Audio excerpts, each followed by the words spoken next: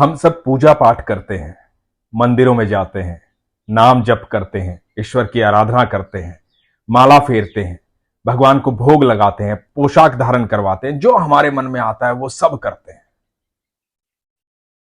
लेकिन जो आज मैं आपको बताने जा रहा हूं, आप में से कितने लोग ऐसी प्रार्थना करते हैं वो मुझे जरूर बताइएगा।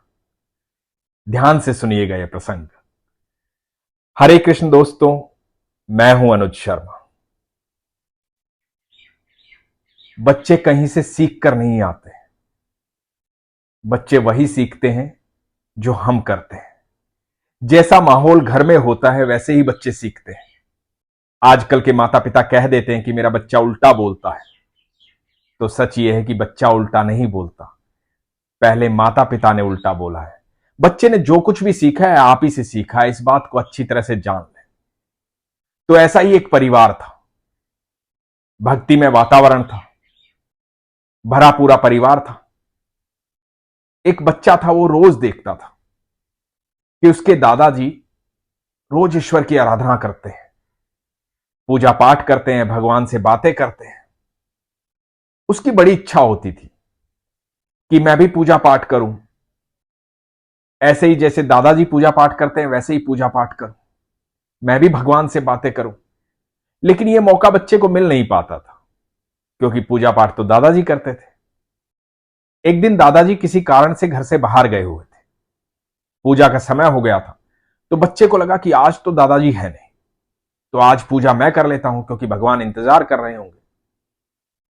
तो विधि विधान के साथ जैसे दादाजी करते थे, बच्चा वैसे ही पूजा करने लगा, आरती करने लगा। जब आरती हो गई, इतने में दादाजी आ गए, और दादाजी ने देखा कि घर में घंटी की आवाज आ रही है, पूजा कौन कर रहा। तो दीवार के पीछे से छुपकर देखते हैं कि बच्चा भगवान के सामने खड़ा है और प्रार्थना कर रहा है। और कैसी प्रार्थना कर रहा है। दादाजी रोज भगवान से कुछ ना कुछ बात करते थे, तो बच्चा भी भगवान से बात करने लगा। बच्चे ने कहा कि हे ईश्वर, मेरे दादाजी को स्वस्थ रखना, मेरी दादी के घुटनों में दर्द रहता है, उन्हें बिल्कुल ठीक रखना। वो ऐसे चलती फिरती रहती हैं, मुझे कहानियां सुनाती हैं, दादाजी मुझे कहानियां सुनाते हैं, मुझे बड़ा अच्छा लगता है। यदि वो स्वस्थ नहीं रहेंगे, उनको दर्द रहेगा, तो मुझे कहानियां नहीं सुनाएंगे, मैं उदास हो जाऊंगा। और दादी मुझे छुप छुप कर चॉकलेट देती है, वो ठीक नहीं रहेंगी तो चॉकलेट कैसे देंगी। मेरे दोस्तों को भी बिल्कुल ठीक रखना भगवान, क्योंकि मेरे दोस्त बिल्कुल ठीक रहेंगे, खुश रहेंगे, तभी मेरे साथ खेल पाएंगे। यदि वो दुखी रहेंगे तो मेरे साथ खेलेंगे कैसे। वो पढ़ाई ढंग से नहीं करेंगे तो उनके मम्मी पापा गुस्सा होंगे, और जब मम्मी पापा गुस्सा होंगे तो घर से निकलने ही नहीं देंगे, और जब घर से नहीं निकलेंगे तो मेरे साथ कैसे खेलेंगे। मैं तो अपना पढ़ाई का पूरा काम भगवान समय से कर लेता हूं। उन सबको भी बुद्धि देना कि वो अच्छे से पढ़ाई करें, उनके मम्मी पापा खुश रहें, और हम सब मिलकर खेलें। और भगवान मेरे मम्मी पापा को भी बिल्कुल ठीक रखना। मेरे पापा बहुत मेहनत करते हैं, सुबह घर से चले जाते हैं और रात को आते हैं, बहुत मेहनत करके पैसे कमाते हैं। घर का सारा राशन, सारे खर्चे पापा ही तो पूरे करते हैं। वो स्वस्थ रहेंगे, खुश रहेंगे, तभी तो पूरा परिवार खुश रहेगा। और मेरी मम्मी को तो जरूर खुश रखना।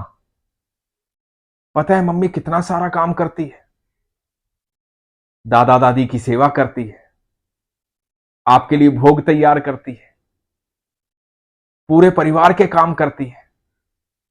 मेरी मम्मी सारा दिन लगी रहती है, सबको गरम गरम खाना देती है, खुद सबसे बाद में ठंडा खाना खाती है। मेरी मम्मी हम सब का ध्यान रखती है, तो मेरे मम्मी पापा का आप ध्यान रखना। और हां, एक बात और भगवान, इस बात को बड़े ध्यान से सुनना, आप अपना ध्यान जरूर रखना, क्योंकि आप अपना ध्यान नहीं रखोगे, आप ठीक नहीं रहोगे, आप स्वस्थ नहीं रहोगे, आप खुश नहीं रहोगे, तो कोई भी खुश नहीं रहेगा। क्योंकि सबसे ज्यादा काम तो आप करते हो ना भगवान। सारी दुनिया को भोजन देते हो, सबकी व्यवस्थाएं करते हो, सबसे प्रेम करते हो, सबको खुश रखते हो, और सारी दुनिया के लोग आकर के तो आपसे मांगते रहते हैं। सारा दिन आप खड़े खड़े सबकी बात सुनते हो, सबकी इच्छाएं पूरी करते हो। तो आप अपना ध्यान रखना, आप तो कितने थक जाते होगे। लोग तरह तरह की बातें करते हैं। दादाजी भी कभी कभी आपसे पता नहीं कुछ कुछ मांग लेते हैं। मम्मी पापा सब आपके सामने खड़े होते हैं। मैंने तो सबको आपके सामने मांगते ही देखा है। अब देखो ना, मैं भी तो मांग ही रहा था।